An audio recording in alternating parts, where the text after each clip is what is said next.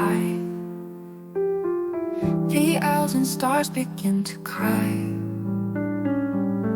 Soft winds whisper through the pine, where moss and ivy intertwine. The river hums a lullaby, reflecting clouds that wander by.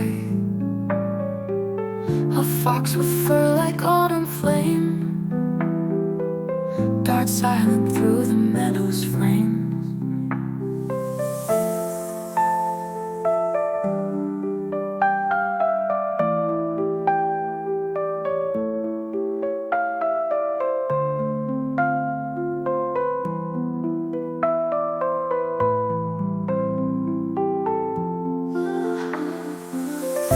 Petals drift on twilight's breeze, and secrets rustle through the trees, while fireflies in lantern flight dance softly through the folds of night.